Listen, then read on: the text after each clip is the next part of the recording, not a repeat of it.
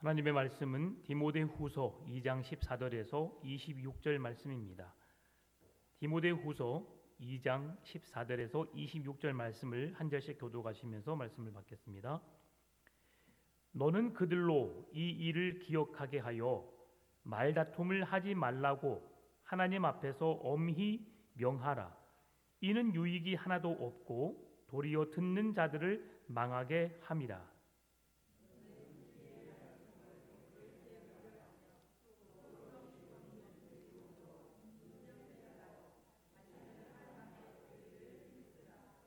망령되고 헛된 말을 버리고 그들은 경건하지 아니하매 점점 나아가나니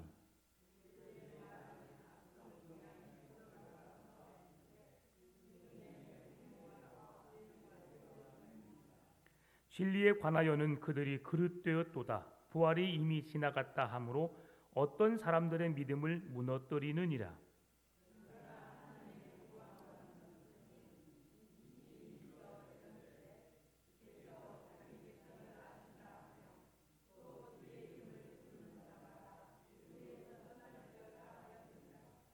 큰 집에는 금 그릇과 은 그릇뿐 아니라 나무 그릇과 질 그릇도 있어 귀하게 쓰는 것도 있고 천하게 쓰는 것도 있나니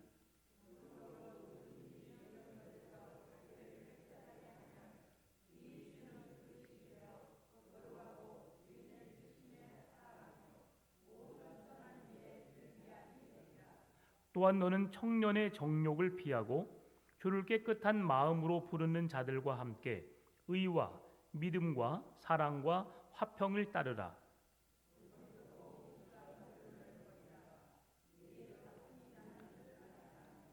주의 종은 마땅히 다투지 아니하고 모든 사람에 대하여 온유하며 가르치기를 잘하며 참으며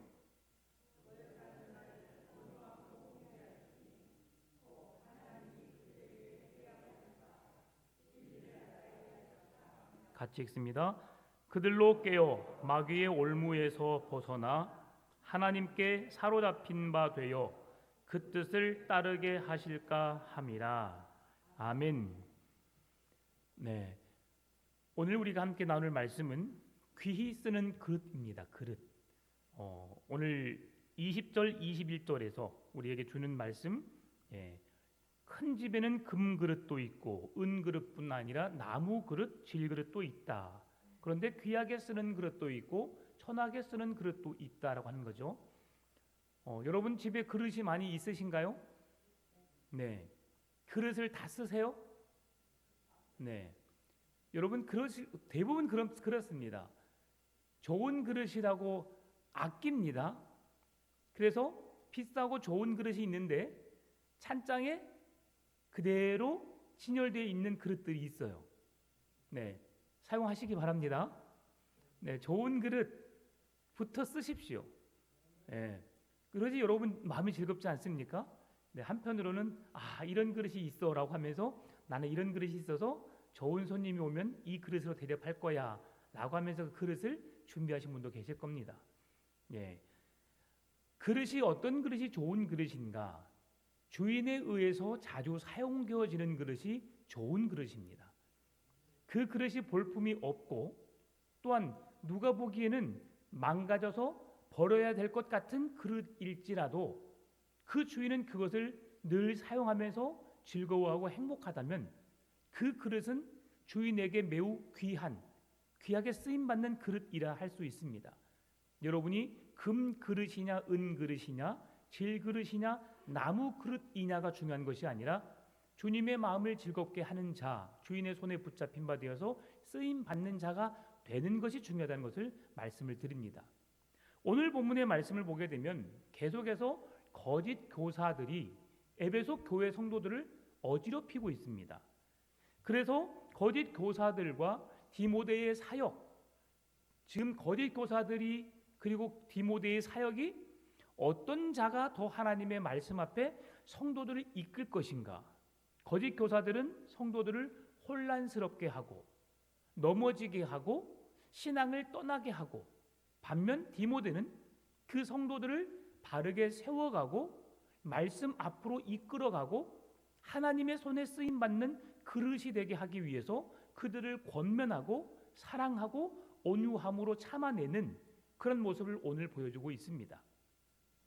하나님께서 인정받는 부끄러울 것이 없는 일꾼이 되려면, 그릇이 되려면 우리는 무엇보다도 하나님의 말씀을 바르게 알아야 합니다.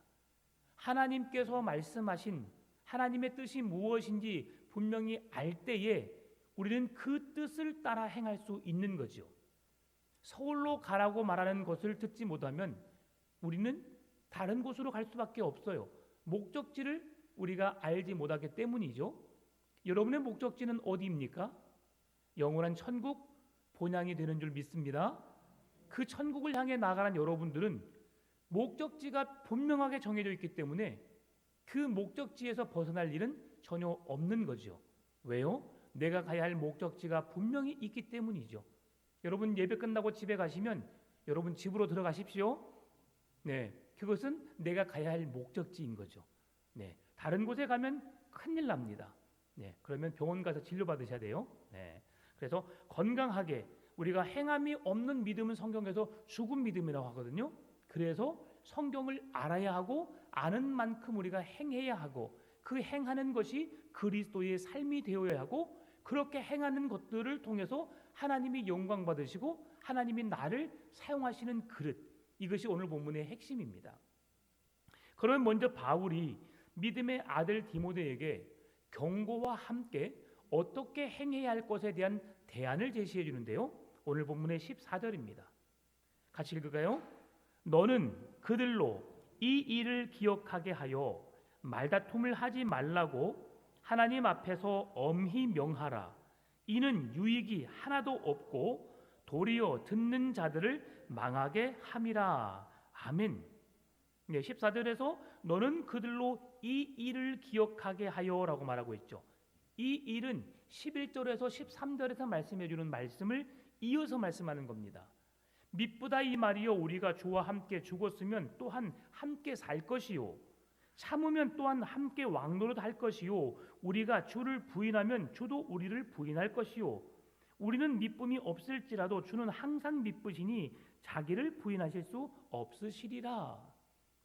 예수 그리스도께서 우리에게 주시는 진리의 말씀 앞에서 우리가 그분을 바르게 알고 따라야 함을 성경은 계속해서 말씀해 주고 있는데요.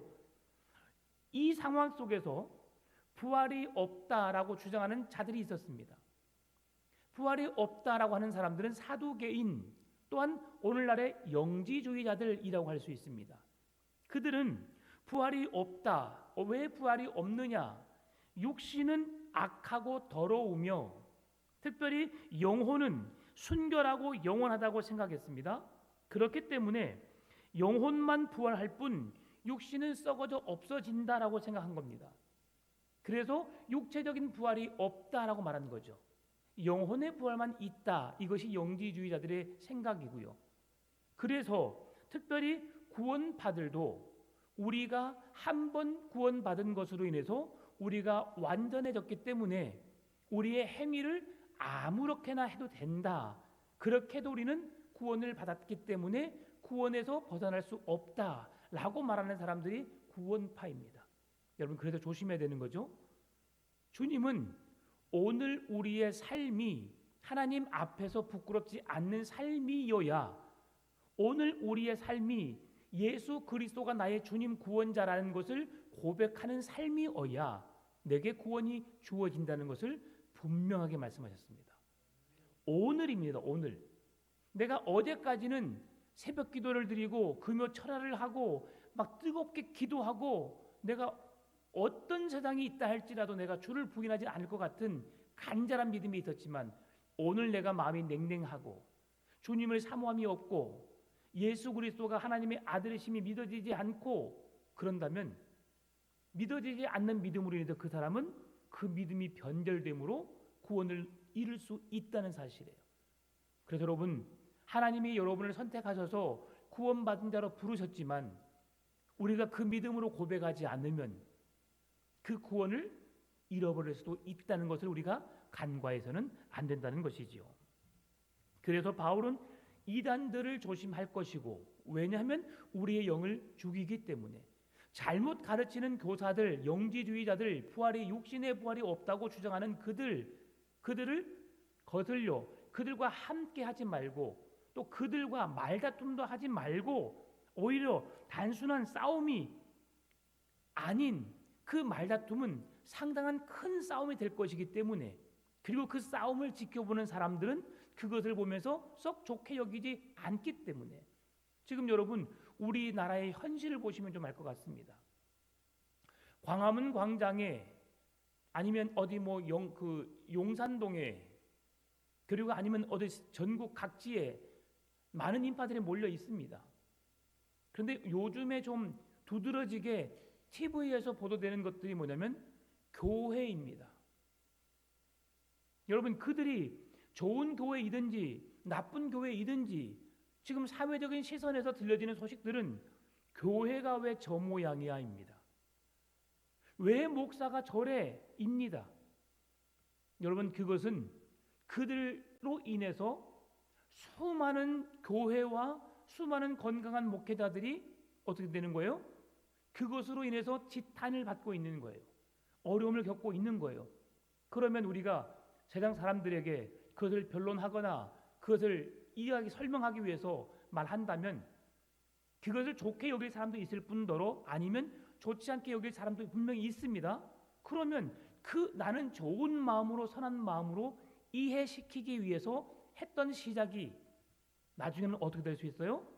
나도 모르게 소리가 커질 수 있고, 나중에는 그것이 싸움은 아니지만 싸움인 것처럼 느껴질 수가 있어서 말하는 나나 듣는 사람들이나 주위에 있는 사람들에게 유익하지 못할 것이다 라고 오늘 성경 말씀해 주고 있는 거예요. 그래서 여러분, 이단들과 거짓 사람들과 복음에 대해서 거짓 가르침을 하는 사람들과 싸워서 우리에게 득이 될 것이 전혀 없다는 사실을 기억하시고요. 신천지가 아니면 이단 다른 구원파가 어떤 다른 이단 종교들이 전하는 것을 내가 막아보기 위해서, 내가 복음으로 그들과 맞서기 위해서 나아간다는 것, 주님은 2번, 3번, 여러 번 권면하고 그들이 듣지 않으면 돌아서라고 말씀하세요. 너의 발에 있는 신발의 먼지까지도 털어버리라고 말씀하세요. 왜 그래요? 우리에게 유익이 없기 때문이에요. 하나님 너무하신 거 아니에요? 저 사람까지 품어야 되는 거 아니에요? 저 영혼까지 사랑하고 구원해야 되는 거 아니에요? 맞아요. 그러나 그들은 진리의 말씀을 거부하는 자들입니다. 아무리 말씀을 전해도 그들은 듣지 않습니다. 그래서 성경에서 그들이 구원받을 때까지가 아니에요. 이단들에 대해서는, 거짓 증인들에 대해서는 2-3번 권면하고 돌아서라고 말씀하세요. 그러나 그냥 이단의 영에 빠지지 않는 일반 사람들에게 대해서는 언제까지요? 잃어버린 한 영혼을 찾을 때까지 그렇게 그들에게 기도하고 관심과 사랑으로 그 영혼을 품으라고 말씀하는 거예요. 그래서 오늘 말씀을 잘 이해해야 되는 게 뭐냐면, 오 목사가 영혼을 몇 번 권면하고 돌아서버리라고 한다, 이렇게 이해하시면 안 되는 거예요. 아셨죠? 거짓 이단에 빠진 잘못된 가르침에 있는 자들에게는 그들에게 권면하고 예수 그리스도께 돌아오라고 바른 진리의 말씀을 전하지만, 그들이 그 말씀을 거부하면, 듣지 않으면 왜 거기에 있어라고 우리가 큰 소리 할 필요도 없고 더 이상 권면할 필요가 없다는 거죠. 그것까지는 하나님이 우리에게 주신 사명을, 직임을 감당해낸 것이고, 그 이유는 그들의 몫인 거예요. 부자가, 나사로가 구원을 받고 구원을 받지 못했던 것처럼 말입니다. 오늘날 우리에게 그 복음의 소식이 전해지게 되면 우리는 하나님의 심판대 앞에서 결코 핑계를 댈 수가 없어요. 그래서 우리는 끝까지 복음을 전해야 되고, 그 영혼이 내가 전하는 복음을 통해서 그 복음의 소식을 들어야 되는 거죠. 그러면 그들은 하나님 앞에 가서 부자가 하나님 앞에서 아무 소리 못했던 것처럼. 그러나 우리가 해야 될 최선의 방법은, 이단에 빠지지 않는 자들은 우리가 죽는 그 순간까지 그들을 구원하기 위해서 최선을 다해야 한다는 것이죠. 주님 잃어버린 한 영혼, 잃어버린 동전, 잃어버린 양을 찾으러 갔던 그 마음처럼요. 그래서 바울은 이단과 논쟁을 하기보다 더 집중해야 할 가치를 우리에게 말씀해 주고 있습니다. 오늘 본문의 15절입니다. 우리 같이 읽겠습니다. 너는 진리의 말씀을 옳게 분별하며 부끄러울 것이 없는 일꾼으로 인정된 자로 자신을 하나님 앞에 드리기를 힘쓰라. 아멘. 여러분, 진리의 말씀을 옳게 분별하며, 목사님만 진리의 말씀을 바르게 분별하면 될까요? 첫째는 목회자가 말씀 앞에 바로 서야 되겠지요.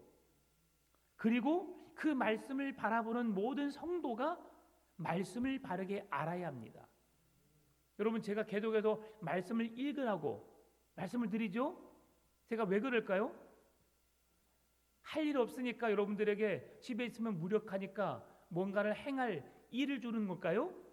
절대 그렇지 않아요. 우리가 하나님을 알아야 하는 겁니다. 네.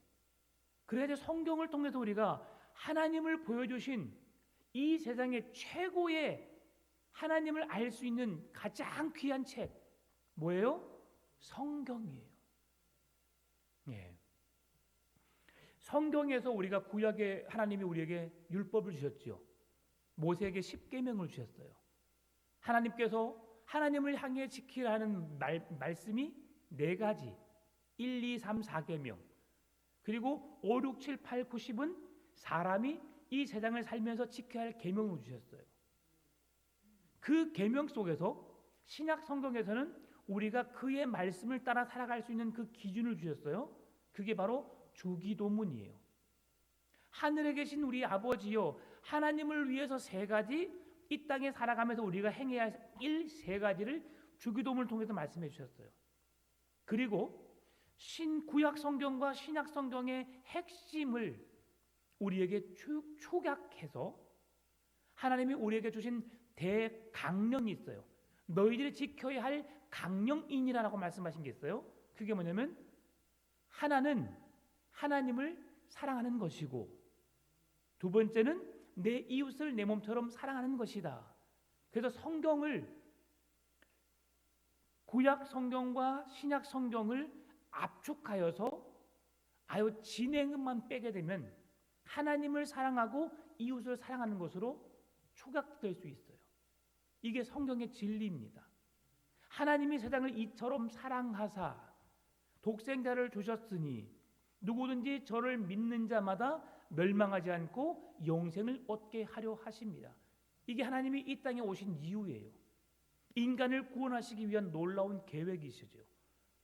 그래서 우리는 하나님을 알아야 되는데, 그 하나님을 아는 방법이 뭐라고요? 성경을 읽는 거예요.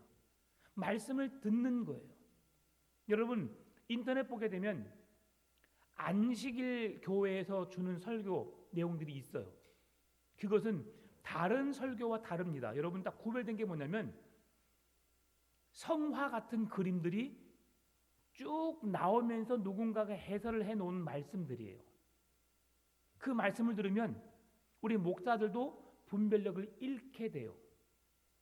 너무 좋은 말씀이고 너무 좋은 목소리로 그렇게 아주 자연스럽게 성경의 성화를 그대로 삽입해 가면서 그것을 우리의 눈과 귀를 마비시켜요.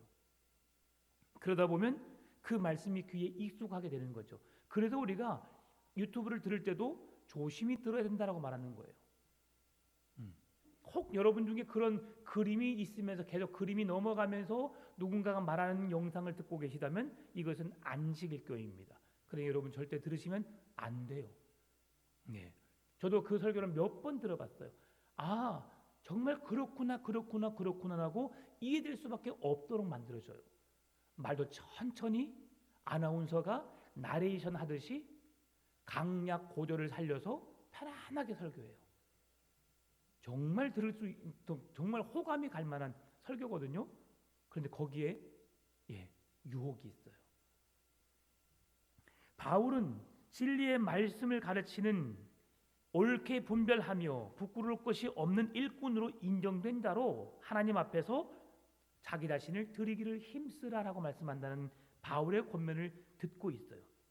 그래서 바울은 자신을 하나님께 드리기를 힘쓰라고 말씀하면서 2가지 요소를 우리에게 초가하는데, 하나는 부끄러울 것이 없는 일꾼으로 인정된 자라는 디모데의 상태이고, 또 하나는 그 상태를 만드는 방법으로 진리의 말씀을 잘 분별하라는 것이죠. 그 모든 것은 하나님께라는 방향입니다. 하나님께로 향하는 우리의 믿음, 그렇게 나아가기를 주님이 원하신다는 사실이죠. 여러분, 거짓 교사가 열심히 있을까 없을까요? 있어요. 이단들이 열심히 있을까 없을까요? 엄청납니다. 우리보다 더 해요, 여러분. 신천지 그 앞에 가보세요. 아침 7시, 8시, 9시 자기들 교육 시간이 있거든요. 교육 시간을 지키기 위해서 그들은 뛰어다닙니다. 택시를 타고 택시 안에서도 뜁니다. 그들은 늦을까 봐서. 그 정도로 열심히 있는 사람들이에요. 하라고 하지 말라고 하지 않지요. 그들은 완전히 강요합니다. 1년에 전도 한 명 하지 않으면 그들이 내는 벌금이 160만 원이에요. 여러분, 전도 안 하고 160만 원 내보신 적 있으세요? 2명 안 하면 320만 원 내야 됩니다. 그들이 그 사람들에게 할당을 줘요. 그러니까 죽기 살기를 하는 거죠. 우리 교회도 한번 해볼까요? 1년에 전도 한 명 안 하면 160만 원 헌금하는 거 아주 좋은 방법입니다. 그러면 재정이 쫙 충만하겠죠. 야, 100명이 한 명씩 전도 안 하면은 1600만 1억 6천이네. 이야, 해볼만 합니다 이거. 여러분은 야, 그러면 야, 목사 돈 밝히네. 분명 그럴 거예요. 그런데 이단들은요, 그렇게 말하는 사람 없어요. 내가 전도를 못하다가 160만 원을 내가 벌금을 내더라도 나는 분명히 한 영혼을 구원해야지. 그러면 내가 하나님 나라에서 상급이 있어. 또 그 자기들의 이단 자체 내에서도 그렇게 되게 되면 직급이 올라요. 계속. 야, 놀랍지 않습니까? 이렇게 열심히 있어요, 그들은. 그런데 우리는 하나님을 사랑한다고 하고 한 영혼을 불쌍히 여긴다고 하면서도 우리는 그들을 그렇게 끔찍이 사랑하지 않아요. 그래서 우리를 한번 돌아봐야 되는 거죠. 내가 정말 주님을 사랑하고 있나? 주님께 내가 사랑한다고 고백할 자격이 있나? 한 영혼을 귀하게 여기시기 바랍니다. 그래서 바른 사역자는 주님과 관계라는 초점을 놓쳐서는 안 돼요. 주님이 잃어버린 한 영혼을 찾는 마음이 어떠한지를 우리가 그것을 잃어버려서는 안 된다는 거죠. 디모데는 하나의 유익이 없는 거짓 교사들과의 말다툼을 멈춰야 하고, 또한 진리의 말씀을 옳게 분별할 뿐 아니라 그 진리 앞에 부끄러울 것이 없는 일꾼이 되어야 한다고 바울이 권면하고 있습니다.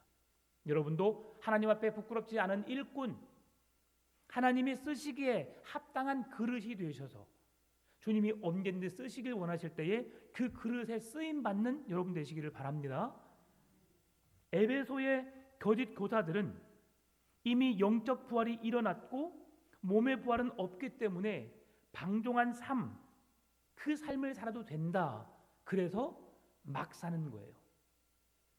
이미 영혼은 구원받았기 때문에, 육신은 구원받을 수 없는 존재이기 때문에, 육체적인 부활이 없기 때문에, 육체적인 썩어도 없어질 것이기 때문에 막 살아도 된다. 얼마나 타당합니까, 여러분? 여러분에게도 그렇게 만약 누군가 말한다면 얼마나 설득력이 있어요. 우리의 영혼은 예수 그리스도를 믿어서 구원받기 때문에 천국 백성이 되고, 육신은 썩어도 없어질 것이기 때문에, 육신은 이 땅에서 소멸될 것이기 때문에 막 살아도 된다. 그러면 이처럼 자유로운 영혼이 어디 있어요? 그러나 분명히 성경은 말씀합니다. 예수 그리스도는 잠자는 자들의 첫 부활의 열매가 되셨고, 죽음에 있는 자들, 무덤에 있는 자들을 주님이 오셔서 깨우신다. 잠자는 자들이 일어나 부활의 예수님을 영광 중에 만날 것을 성경이 분명히 말씀해 주세요. 그러니 육신의 부활이 있어요, 없어요? 있어요. 예수 그리스도가 다시 오시면 영과 육은 다시 합해집니다. 그래서 우리 하나님의 창조물의 완성 그 자체로 다시 재창조되는 거예요. 그러니 여러분, 그들의 이단의 영에 미혹되지 마시고 그 현혹되지도 않기를 바랍니다. 그래서 오늘 성경을 읽고 묵상하고 그 말씀 앞에 서는 것이 우리 그리스도인이 바르게 서야 할 모습임을 오늘 바울은 디모데에게 계속해서 권면하고 있다는 사실입니다.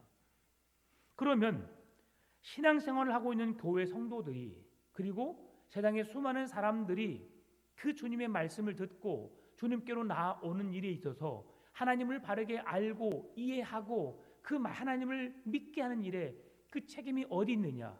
1차적으로 목회자에게, 2차적으로 교회 성도에게, 모든 그리스도인에게 있다는 사실을 기억하고 그 영혼들이 이단에게, 거짓 교사들에게 미혹되지 않기를 위해서 힘쓰시고 그 영혼들을 주께로 인도하시는 일에 최선을 다하시는 여러분 되시기를 바랍니다. 그러면 하나님의 일꾼이라는 사실을 기억하며 교회와 세상을 섬길 수 있는 자들이 어떻게 해야 할까? 16절에서 말씀합니다. 망령되고 헛된 말을 버리라. 그들은 경건하지 아니함에 점점 나아가나니라고 말합니다. 세상의 사람들이, 거짓 교사들이, 이단의 영에 빠진 자들이 어떠한지를 여기에서 망령되고 헛된 말을 버리라라고 했어요. 그 버리라는 원어적인 의미가 뭐냐면 피하라입니다. 거짓되고 망령되고 헛된 말을 피하라. 아예 멀리해라 이 말입니다. 그래서 버리라는 말보다 훨씬 더 거리가 먼 느낌을 주는 단어 피하라예요. 피하라. 아예 가까이 가지도 말라는 것이죠. 여러분, 최대한 멀리 떨어져 있으라는 겁니다. 그러니 이단들이 있습니다. 그 무리가 있어요. 가까이 가면 돼, 안 돼요?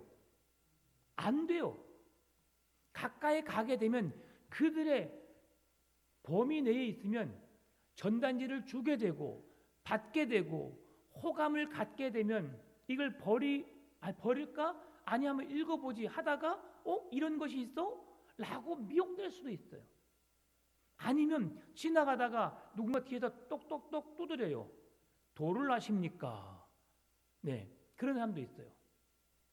그렇게 해서 뭔가를 가르치려고 하고 상담을 한다고 하고 뭔가를 알려준다고 하고 진학을 취업시킨다 하고 온갖 방법으로 상담, 교육, 어떤 직업, 취업, 우리가 살고 있는 모든 것의 취미 활동까지 다 포섭해 나가는 것이 이단들이에요.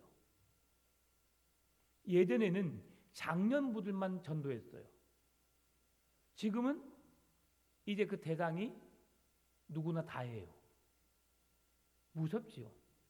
지금 외국에도 신천지가, 동남아시아에도 신천지가 지금 많은 영혼들을 포섭하고 있어요. 무섭습니다. 그러니 선교사들이 교회가 바로 서가는 일에 어려움을 겪고 있죠. 예전에 한 30년 전에 한국 교회가 가장 어려움을 겪었던 게 누구였냐면 통일교였어요. 통일교가, 일본 사람들의 통일교가 제일 많습니다. 그래서 옛날에 우리나라 통일교 사람들이 일본 사람과 결혼을 많이 했어요. 근데 이 통일교가 선교단체, 어느 선교단체보다 더 깊이 들어갑니다. 왜요? 돈이 많으니까. 그들의 생활에 모든 필요한 것들을 그들 대주는 거예요. 돈이 많으니까. 그러면서 그것들을 도움을 주다 보니까 도움을 주는 종교를 믿을 수밖에 없는 거예요. 그러니 선교사들이 복음을 전하러 들어가게 되면 복음을 들었습니다. 그리고 알고 보면 통일교가 그랬다고 해요. 그러면 그 사람들은 그 종교를 똑같이 보거든요. 일본이 왜 우상이 많은 줄 알아요? 몇십만 개의 종교가 있어요. 우상이 있어요. 그런데 그들에게 복음을 전하면 그 수십만 개 중에 하나의 종교, 기독교를 그렇게 이해합니다. 유일신 신앙 절대 이해할 수 없어요. 그래서 그들은 복음화가 가장 느려요. 똑같은 종교라고 생각해요. 대부분 사람들 이야기해 보면 거의 그렇습니다. 오늘도 낮에 어떤 제 친구가 전화가 와가지고 어렸을 때 같이 교회를 다녔던 친구예요. 그런데 자기도 실수를 한 거죠. 우리 어머니가 살아계실 때 절에 다니셨는데 지금은 어머니가 생각날 때 가끔 나도 절에 가네 그러더라고요. 예.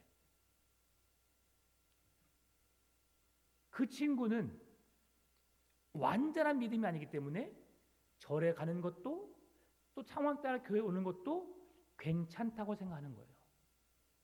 그런데 절대 그래서는 안 되죠. 또 더 놀라운 사실은 그 누님이 있었는데 그렇게 열심히 했던 누님이 천주교로 갔어요. 그래서 그 친구가 이렇게 말하더라고요. 야, 교회와 천주교 똑같지 않냐? 다르지요. 근데 제가 하나님이 아니어서 천주교인들이 구원받을지 안 받을지는 제가 잘 모르겠어요. 네. 근데 분명한 것은 하나님은 우상을 섬기지 말라고 했거든요. 근데 천주교는 버젓이 우상을 섬기고 있어요. 그런 곳에 하나님의 구원이 있을까? 똑같은 하나님, 예수 그리스도 성경 말씀을 똑같이 믿어요. 왜냐하면 우리가 그 천주교의 성경과 그 종교 개혁 시대 때 같은 성경을 보기도 했었거든요. 그러면서 그 뒤에 루터, 칼빈 그 뒤에 일어나는 일들 속에서 성경을 성경 정경으로 구분하고 그들은 그대로 성경을 보게 하고 그럼에도 우리가 성경과 외경을 따로 분리해서 이제 그런 신학자들이 이것이 하나님의 말씀이다라고 해가지고 성경으로 정확하게 성경을 우리에게 주신 거거든요. 예, 그러니 그들이 그렇게 이야기할 수 있죠. 그래서 천주교는 자기들이 말로는 큰 집, 우리 기독교를 작은 집이라고 말하기도 합니다. 겁나 가깝게 느껴지죠. 그러나 끝이 달라요. 이게 이단입니다. 끝단 다르다. 끝이 다르다. 왜? 결국 같은 길로 가는 것 같지만 가는 방향이 다른 것이 이단이에요. 그리고 우리를 미혹하고 똑같은 존재로 생각하게 하는 그들의 집단에 우리가 피해야 되는 거죠. 혹시 여러분 가까이에 이단들이 있으면 같이 우리 어디 가자 뭐 하자 라고 하면 같이 다니는 것도 어떻게 해야 되겠어요? 피하라고 그러는 거예요. 멀리 하라. 아무리 그들이 좋은 사람이고 나에게 유익하고 나에게 뭔가를 늘 채워준다 할지라도 절대 그들과는 같이 하시면 안 됩니다. 그럴 때 생각하십시오. 우리 셀원 중에 누가 있는데 어떻게 지낸가 연락 한번 해볼까?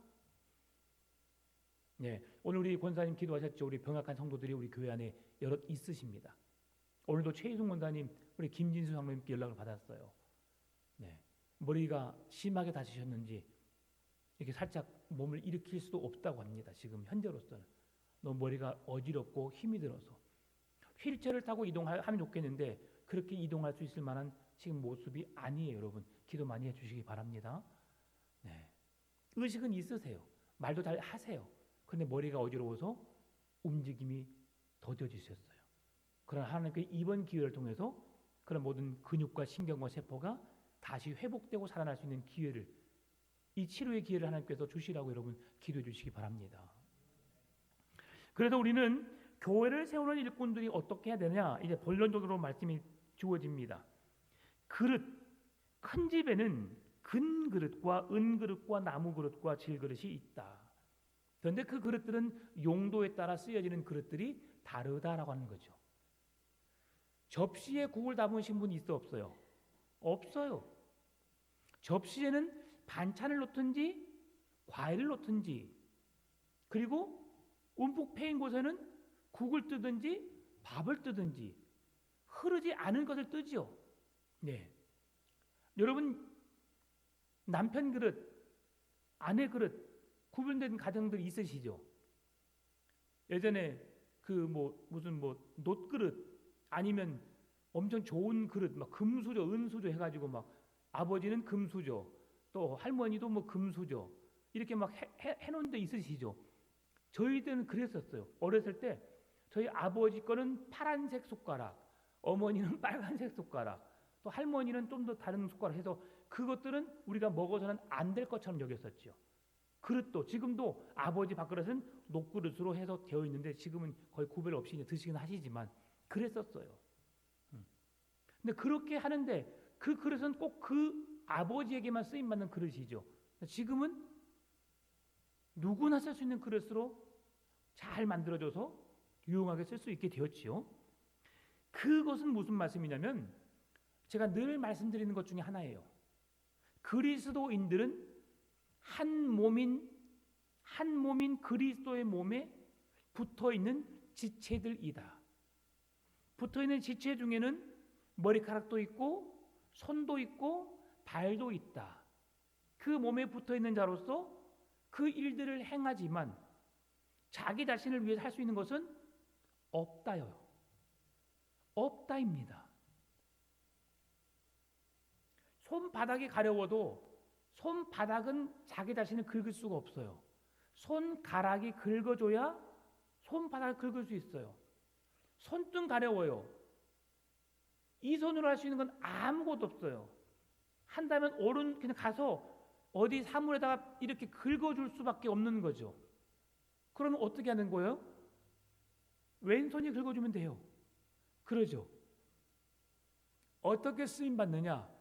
서로가 서로를 돕는 상호적인 관계 속에서 성경은 말씀해 주고 있어요. 각각 쓰임이 다르기 때문에 절대 비교해서는 안 되는 거예요. 왜 집사님은, 왜 권사님은, 왜 장로님은, 왜 목사님은 그렇게 해? 라고 말하면 말하는 사람도 나중에 그것이 잘못된 것을 알면 미안하고 듣는 사람도 어려움을 겪고, 여러분 이단과의 관계 속에서의 말을 조심할 것, 말을 피할 것이 아니라 성도들 안에서도 조심해야 될 걸 성경은 말씀해 주고 있는 거예요.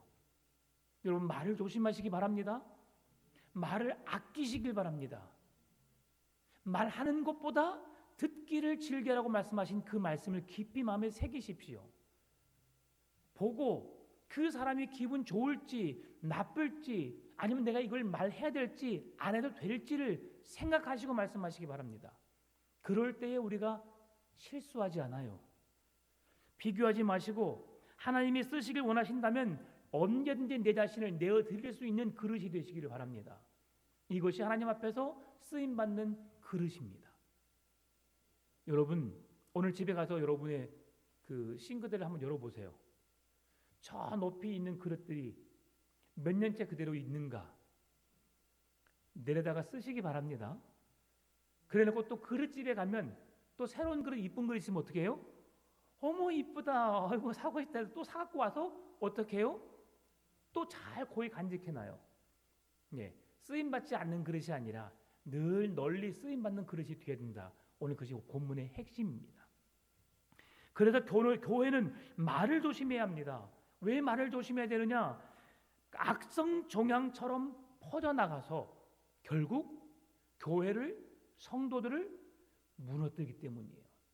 악성 종양, 오늘 17절 18절입니다. 그들의 말은 악성 종양이 퍼져나감과 같은데 그 중에 후메네오와 빌레도가 있느니라. 진리에 관하여는 그들이 그릇되었도다. 부활이 이미 지나갔다 함으로 어떤 사람들의 믿음을 무너뜨리느니라. 아멘. 그들의 말은 악성 종양이 퍼져나간다. 악성 종양이 무엇입니까? 여러분 괴저, 몸에 상처를 내고 계속 썩게 만드는 것, 이것이 종양이에요. 그러면 왜 오늘 본문에서 그 실명을 거론하면서 오늘 후메네오와 빌레도가 있다 그렇게 말할까요? 이건 실제 존재했던 인물을 드러내므로 그런 경우가 있다는 사실을 증명해내는 것이지요. 여러분 오늘 악성 종양에 대한 성경은 성경 전체에서 딱 한 번 쓰입니다. 왜 이렇게 바울이 디모데에게 이렇게 강력한 메시지를 전하고 있을까요? 전염성이 강한, 그래서 언제든지 우리가 썩어질 수밖에 없는, 그리스도의 사랑에서 멀어질 수밖에 없는 존재가 될 수 있기에 강력한 메시지를 쓴 거예요. 악성 종양과 같은 그 퍼져나가는 그 사람들 중에, 왜요? 부활이 이미 지나갔어. 우리 육체적인 부활 없어. 우리 영 부활 받았잖아. 구원 받았잖아. 그러면 됐지. 당신은 구원받은 사람이야. 그러면 우리는 안심하게 되거든요. 왜 술 안 먹어? 맛있잖아. 먹어봐. 취해봐. 얼마나 좋은데. 세상 사람들은 술 먹지 않고 교제하는 그리스도인들이 이상하대요. 이해가 안 된대요. 어떻게 술 없이 이야기가 가능하고 술 없이 즐겁고 행복할 수 있냐? 그래서 그 술 먹는 사람들 교회 와서 찬양하고 기도하고 말씀 들으면서 행복해하는 모습 보면서 야, 이 집단은 특별한 집단이라고 말합니다. 그런데 여러분에게 참 기쁨이 있으시죠? 술이 세상의 문화가 여러분을 대신하지 않는다 할지라도 여러분에게 참 기쁨이 있으시죠? 이것이 우리가 세상과 다른 이유입니다. 여러분 그런 기쁨이 충만하시길 바랍니다. 그런 상황, 위기 상황 속에 있지만 바울이 믿는 구석이 있었어요. 오늘 본문의 19절입니다. 그러나 하나님의 견고한 터는 섰으니 인침이 있어 일렀으되 주께서 자기 백성을 아신다 하며 주의 이름을 부르는 자마다 불의에서 떠날지어다 하였느니라. 놀라운 말씀이에요. 하나님이 인치셨다. 도장을 꽝 찍었다. 무슨 말씀이에요? 너는 내 거야. 여러분 집 문서에 뭐가 찍혀 있어요? 인감 도장이 꽝 찍혀 있어요. 이 무슨 의미예요? 이건 내 거야예요. 하나님이 여러분을 하나님의 것으로 꽝 도장을 찍으셨다는 사실이에요. 바울이 지금 이것을 말씀해 주고 있는 겁니다. 너 거짓된 영에 너의 귀가 즐거울 수 있지만 그 미혹에 사로잡히지 말고 너의 영혼 하나님이 하나님의 것으로 만들었으니 걱정하지 마. 쟤들이 즐거워 보이고 부러워 보이고 뭔가 다 가진 것처럼 보이지만 저들의 결국은 멸망이야. 부러워할 필요 없어. 그러면서 하나님을 바라볼 수 있도록 정확한 말씀을 주시는 것이 오늘 19절 말씀이에요. 그래서 바울은 인침이란 하나님이 인을 쳐서 확실히 보증하는 말씀, 구약에 등장하는 중요한 정신 두 가지를 말씀해 주고 있는데요. 같이 읽어볼까요? 첫째는 자막에 시작. 아무리 이단들이 자신들이 하나님의 백성이라고 외쳐도 하나님은 교회의 성도들이 자기의 백성임을 아신다는 것입니다. 믿으십니까? 여러분은 내 것이라. 너는 내 아들이라. 하나님께서 여러분을 자녀 삼으셨어요. 하나님의 것인 줄 믿으시기 바랍니다. 이 말씀을 우리에게 주는 대표적인 말씀이 민수기 16장 5절입니다. 고라와 그 모든 무리에게 말하여 이르되 아침에 여호와께서 자기에게 속한 자가 누구인지 거룩한 자가 누구인지 보이시고 그 사람을 자기에게 가까이 나아오게 하시되 곧 그가 택한 자를 자기에게 가까이 나아오게 하시리니.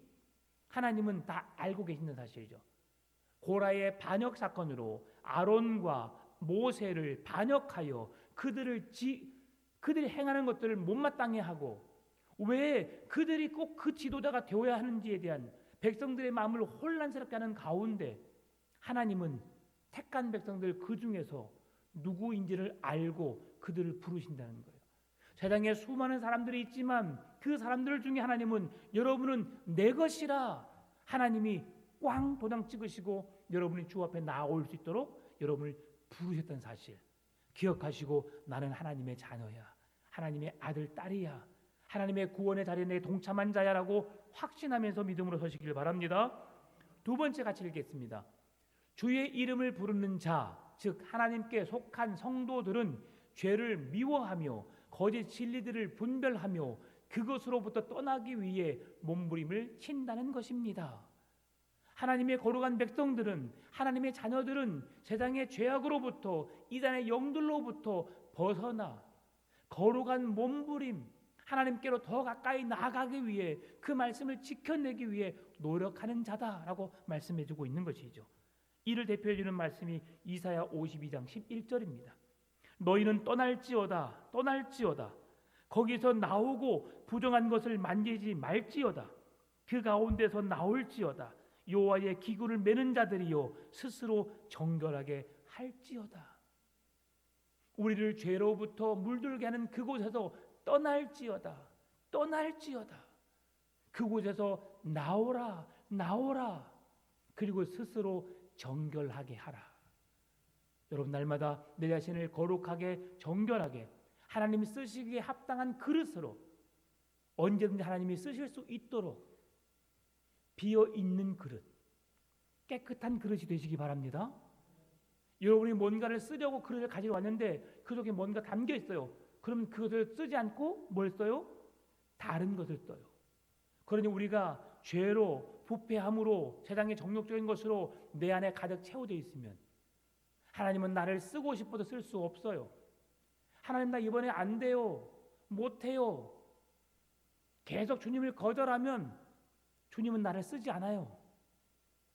그러니 오늘도 깨어서 기도함으로 잘 깨끗하게 준비해서 주님 언제든지 주님 쓰시도록 내 자신을 주께 내어 드릴게요. 주님 사용하신다면 주님 뜻이라면 내가 그렇게 쓰임 받기를 원합니다. 라고 준비되어 있는 그릇.